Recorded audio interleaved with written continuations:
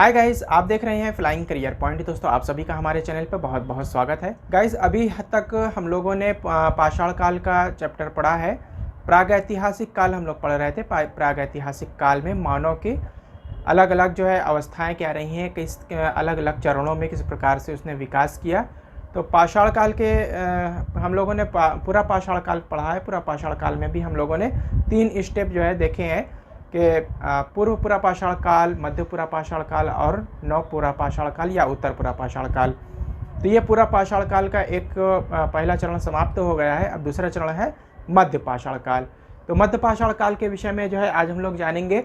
ये जो कि 8000 ईसा पूर्व से ये इसकी शुरुआत होती है और 4000 ईसा पूर्व तक इसका टाइम पीरियड रहा है, यानी कि 8000 बीसी से 4000 बीसी तक। इस समय में मौसम में काफ़ी परिवर्तन आ गया था। हिम युग से अब काफ़ी जो उसकी जलवायु थी वो काफ़ी हद तक गर्म हो गई थी, लेकिन बहुत ज़्यादा गर्म नहीं हुई थी। लेकिन पूरा पाषाण काल की तुलना में अब जो पर्यावरण रहा है वह उसमें गर्माहट आ गई थी। एटमॉस्फेयर कुछ गर्म हो गया था, वातावरण गर्म हो गया था। इससे जो भूमि थी, भूमि में कुछ सूखापन आ गया था और मनुष्य अब अपनी गुफाओं में जो ज़्यादा समय तक अपनी गुफाओं में रहता था वो अपनी गुफाओं से बाहर निकल करके आ गया और नदियों के किनारे जा कर के घूमने फिरने लगा और औजार बनाने की जो है कला में अपनी और ज़्यादा कुशलता लाने का उसने प्रयास किया। इसके पश्चात कुछ और मुख्य पॉइंट हैं जिनके विषय में जो है देखना ज़रूरी है। ये मध्य पाषाण काल का जो समय रहा है, ये पूरा पाषाण काल और नव पाषाण काल के बीच का संक्रमण का ये जो है पीरियड रहा है, संक्रमण का काल रहा है, एक संक्रमण का युग रहा है, जिसमें पूरा पाषाण काल की जो समाप्ति थी और नव पाषाण काल के युग की थी। तो दोनों का हमें इसमें मिक्सिंग दिखाई देता है, यानी कि कुछ चीज़ें हमें पूरा पाषाण काल की जैसे भी दिखाई देती हैं और कुछ नए परिवर्तन की जो है शुरुआत हमें उसमें दिखाई देती है। तो ये जो बीच का समय रहा है ये परिवर्तन का समय रहा है। इसे ही जो है इसीलिए संक्रमण का काल या संक्रमण का युग भी कहा जाता है मध्य पाषाण काल को। यानी कि इसमें पूरा पाषाण काल की तुलना में कुछ सुडौल औजार बनने लग गए थे जो कि हमें नव पाषाण काल में और भी ज़्यादा हमको सुंदर और सुडौल दिखाई देते हैं, जो कि पॉलिशदार हमें आगे की तरफ जो है हमें पढ़ने को मिलेगा। हम लोग पढ़ेंगे कि पॉलिशदार नवपाषाण युग में जो है बहुत ही ज़्यादा घिस करके उसमें चमक पैदा की जाती थी और ऊपर से कुछ पॉलिश भी की जाती थी। तो इस प्रकार से जो है पूरा पाषाण काल और नवपाषाण काल के बीच का ये एक संक्रमण काल रहा है। यहाँ पर तापमान बढ़ गया था, मौसम गर्म हो गया था और भूमि में काफ़ी सूखापन आ गया था। पशु पक्षी पेड़ पौधे की प्रजाति में परिवर्तन आ गया था। पशु पक्षी पेड़ पौधे की प्रजाति में परिवर्तन। इसके बाद औजार तकनीक में परिवर्तन आया। औजार तकनीक में भी काफ़ी परिवर्तन देखने को मिला, जो कि पूरा पाषाण काल की तुलना में अब औजार की जो तकनीक रही है वो बदल गई थी और ये छोटे पत्थरों से बनाने जाने लग गए थे। अब बड़ों के साथ साथ, यानी बड़े जानवरों के साथ साथ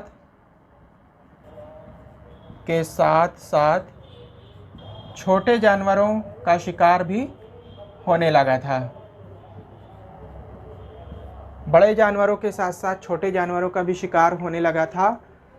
पत्थरों की चित्रकारी से पता चलता है, जो पत्थर की जो गुफाएं थीं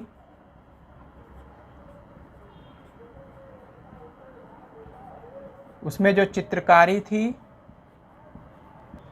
उससे पता चलता है अब छोटे पत्थरों से बनाए जाने लगे थे। छोटे पत्थरों से बनाए जाने लगे थे जिन्हें क्या कहा गया? माइक्रोलिथिक कहा गया। माइक्रोलिथिक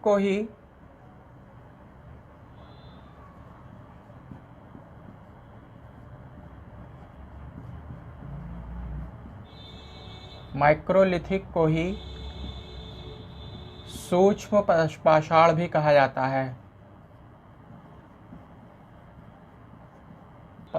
सूक्ष्म पाषाण भी कहते हैं। इस काल में हड्डी व सींग के औजार भी प्रयोग में लाए जाने लग गए थे। यानी कि अब इस काल में हड्डी के औजार भी जो है प्रयोग किए जाने लगे थे, और सींग जो जानवरों की होती थी, सींग के औजार भी बनाए जाने लग गए थे। तो इस प्रकार से हड्डी व सींग के औजार भी बनाए जाने लग गए थे। और पाषाण उपकरण जो होते थे वो बहुत सारे नई नई किस्म के पत्थरों का इस्तेमाल होने लगा था। तो जो पत्थरों के जो किस्म रही है, पत्थरों के प्रकार थे, पत्थरों के प्रकार इसमें कौन कौन से थे? चर्ड, फ्लिंट, चर्ट, फ्लिंट, कैल्सिडोनो,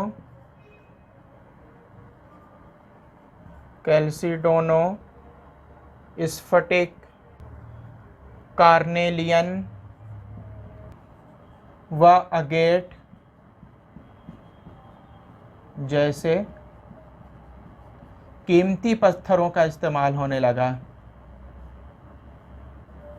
कीमती पत्थर।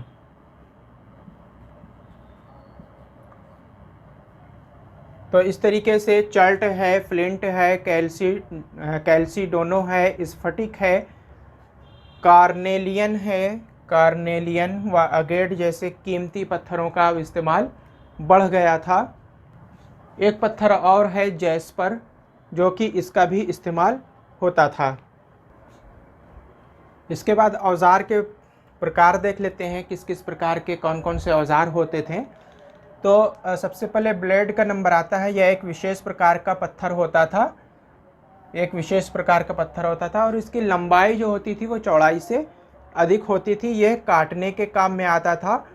और इसकी जो बनाने की जो तकनीक होती थी, औजार बनाने की जो तकनीक होती थी, इसे फ्लूटिंग कहा जाता है। फ्लूटिंग यानी कि औजार बनाने की एक प्रकार की एक तकनीक थी।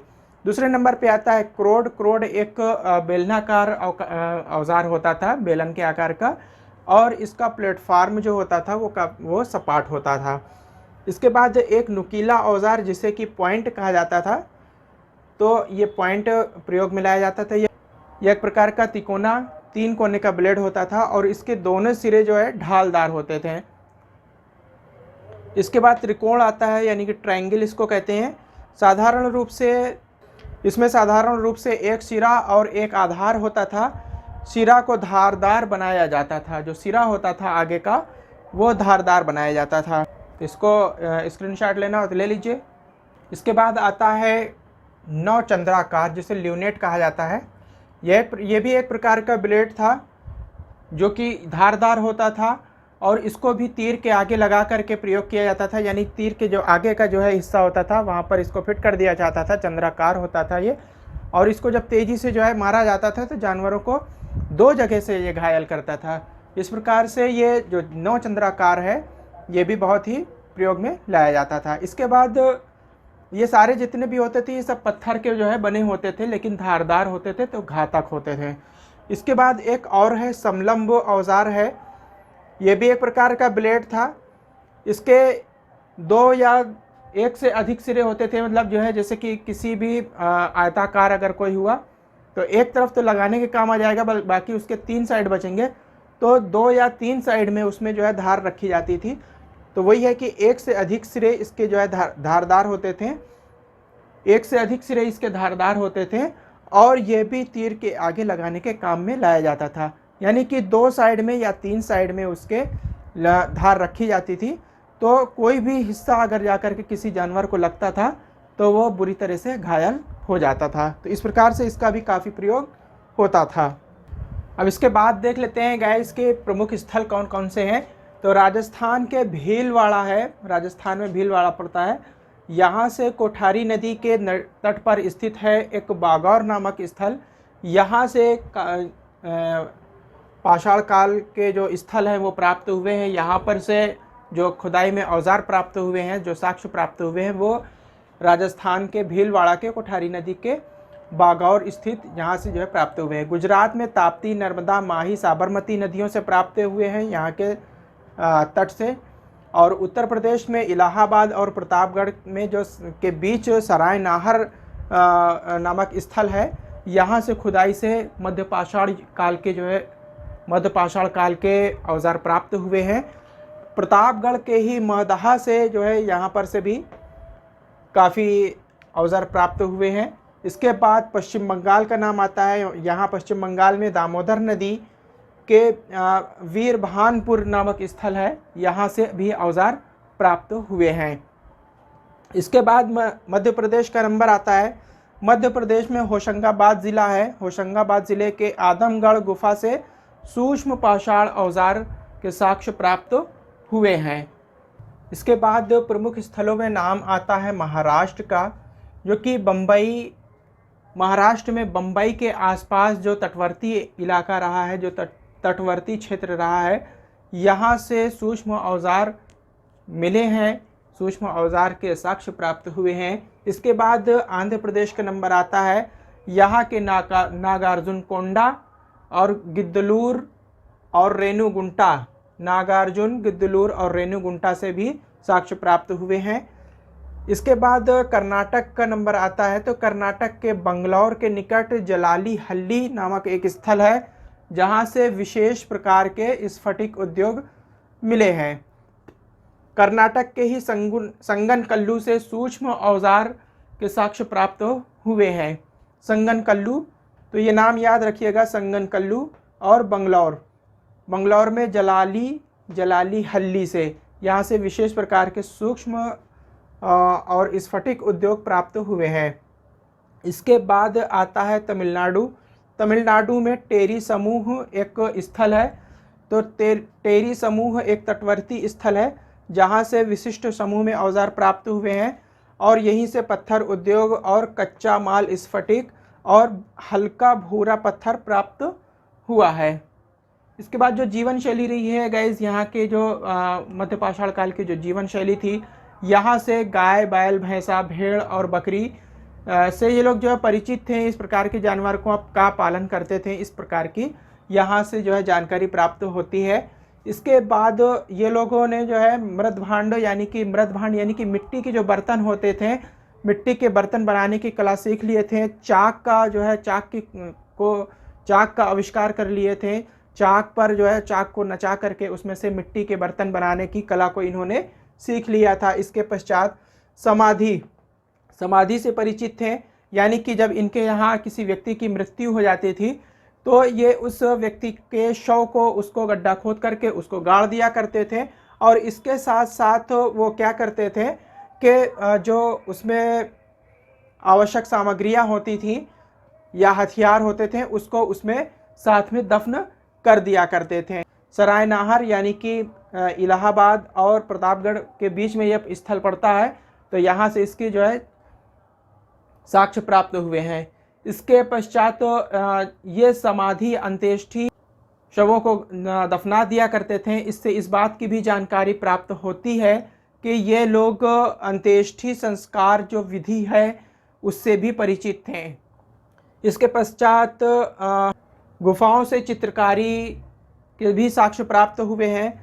यहाँ से इनके सामाजिक और आर्थिक जो स्थिति रही है, जो सामाजिक ढांचा था, आर्थिक ढांचा क्या था, उसके विषय में भी जानकारी प्राप्त होती है, जो कि हमें भीमबेटका, आदमगढ़ और इलाहाबाद, यूपी के प्रतापगढ़, और ये भीमबेटका, आदमगढ़ ये मध्य प्रदेश में है, और यूपी के मिर्ज़ापुर से जो है इसके साक्ष्य प्राप्त होते हैं, जो कि कला और चित्रकला बनाने की जानकारी रखते हैं। इसके साक्ष्य प्राप्त हुए हैं।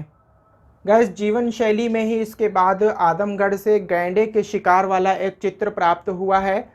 इससे पता चलता है कि ये लोग बड़े जानवरों का भी बहुत सारे एक समूह में, यानी कि बहुत सारे लोग मिल करके एक समूह बना करके, एक बड़ा समूह बना करके बड़े बड़े खतरनाक गैंडे जैसे खतरनाक जानवरों का भी ये लोग शिकार करने लग गए थे।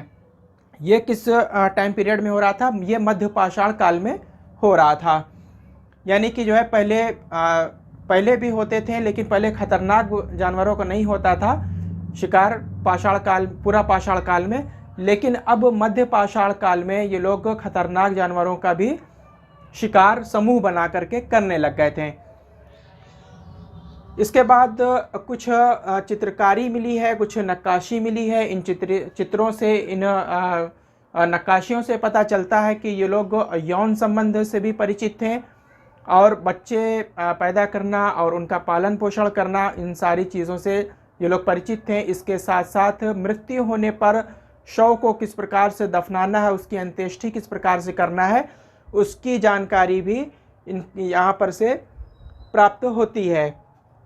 मध्यपाषाण काल के, मध्यपाषाण काल में अब जो सामाजिक ढांचा रहा है, जो सामाजिक संगठन था, ये काफ़ी सुदृढ़ हो गया था। सामाजिक संगठन अब सुदृढ़ हो गया था। लोग आपस में एक समूह बना करके रहने लगे थे। एक छोटा सा गांव का रूप जो है उन्होंने बसा लिया था। एक कबीला के रूप में जो है आपस में एक समूह बना करके रहने लग गए थे। तो और किस प्रकार से रहना है, एक दूसरे की मदद किस प्रकार से करना है, एक दूसरे की सेवा किस प्रकार से करना है और एक दूसरे की किस तरीके से काम आना है, तो ये एक इनका कहीं ना कहीं यहाँ पर जो है आपस में एक सामाजिक जो संगठन रहा है वो सुदृढ़ हो रहा था। इसके जो है साक्ष्य प्राप्त हुए हैं। इसके साथ साथ उनका धर्म पर विश्वास था, यानी कि धार्मिक विश्वास उनका बढ़ रहा था। साथ साथ पारिस्थितिकी में जो परिवर्तन हो रहा था, पारिस्थितिकी परिवर्तन को और प्राकृतिक संसाधनों पर जो है धीरे धीरे वो अपना कंट्रोल करते जा रहे थे कि प्राकृतिक संसाधन का दोहन किस प्रकार से करना है, किस प्रकार से इसको अपने कंट्रोल में लेना है, अपने हिसाब से इसका प्रयोग करना है, इस चीज़ से परिचित हो रहे थे।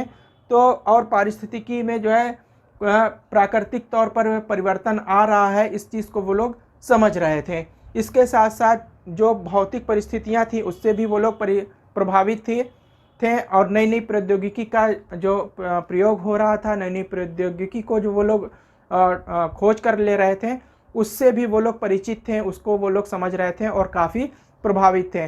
तो यानी कि जो नई नई कला का विकास हो रहा था उसको उन्होंने देखा और प्रौद्योगिकी को अपने जीवन में किस प्रकार से प्रयोग में लाना है और अपने जो जीवन को है और अच्छा किस तरीके से बनाना है, सुदृढ़ किस प्रकार से बनाना है, इन सारी चीज़ों से वो लोग परिचित थे।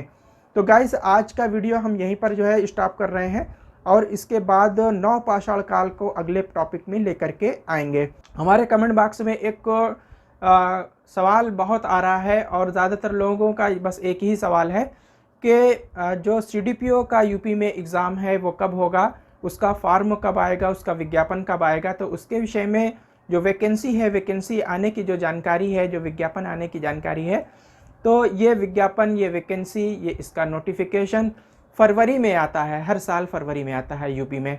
ये यूपी PCS के नाम से वैकेंसी आती है। तो जो लोग अप्लाई करना चाहते हैं वो लोग अभी फरवरी तक का वेट करें। और अभी जो सिलेबस हम ले करके चल रहे हैं ये उसी का सिलेबस है, एक एक करके ले करके चल रहे हैं। तो यूपी PCS 2023 का ये जो पूरा जो है चैप्टर चल रहा है, आप लोग जो है हमारे वीडियो को जो है बहुत अच्छे से जो है देखते रहिए। और एक दो दिन वीडियो जो है लेट हो जाती है क्योंकि हमें पूरा मैटर जो है बनाना पड़ता है, तो कभी कभी लेट हो जाते हैं, कभी कुछ प्रॉब्लम आ जाती है कहीं ना कहीं। तो बाकी ये है कि वीडियो हम पूरी लाने की कोशिश करते हैं। जिन लोगों ने अभी तक हमारे चैनल को सब्सक्राइब नहीं किया, गाइस आप लोग सब्सक्राइब कर लीजिएगा, साथ ही बराबर में लगे हुए बेल के आइकन को प्रेस कर लीजिएगा और अपने सोशल मीडिया प्लेटफॉर्म पे इसको शेयर कर दीजिएगा। कोई भी किसी भी तरह का कोई इशू हो तो आप लोग कमेंट बॉक्स में ज़रूर लिखिएगा। Thank you very much. I will meet again soon.